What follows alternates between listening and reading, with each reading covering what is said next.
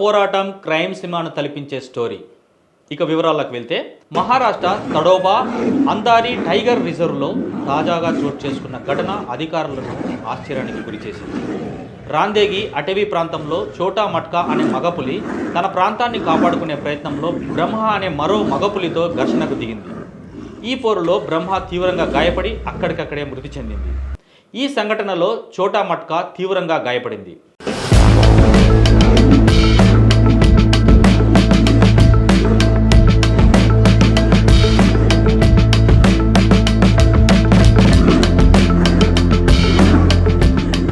మిగతా పులుల భద్రతతో పాటు పర్యాటకుల రక్షణకు అటవీశాఖ అధికారులు చర్యలు చేపడుతున్నారు.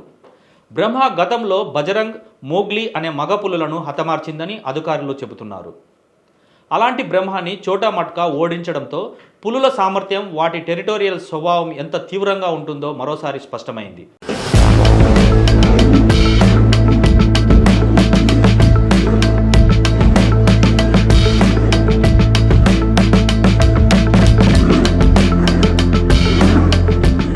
ఇటీవల చోటా మట్కా, నీలికన్నుల నయనతార అనే ఆడపులి కలిసి రాందేగి ప్రాంతంలో సంచరిస్తున్నట్లు అధికారులు చెబుతున్నారు.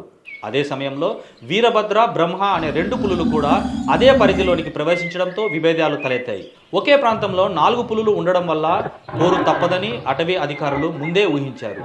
అయితే ఇది ప్రాణాంతకంగా మారుతుందని అంచనా వేయలేకపోయారు. ఘర్షణ తర్వాత గాయాల పాలైన చోటా మట్కా పులి పర్యాటకులకు కనిపించడంతో తక్షణమే అటవీ శాఖ అప్రమత్తమైంది.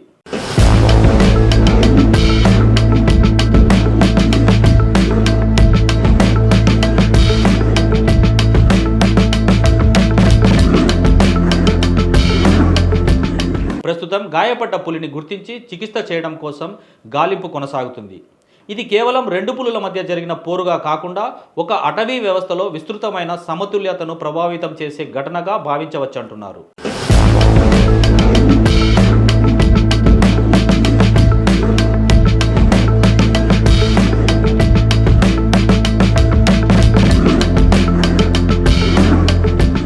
పులుల మధ్య టెరిటోరియల్ పోరులు వన్య ప్రకృతిలో సహజమైనవే. అయినా అవి ఎంతగా పర్యాటక ప్రాంతాల భద్రతను, జీవ సంతతుల భవిష్యత్తును ప్రభావితం చేస్తాయో ఈ సంఘటన ద్వారా స్పష్టమవుతుంది. తడోబా తరహా రిజర్వుల్లో పులులు సంచారం, వాటి కదలికలపై అటవీ శాఖ పర్యవేక్షణ మరింత కఠినంగా ఉండాల్సిన అవసరం స్పష్టంగా కనిపిస్తుందని స్థానికులు అంటున్నారు.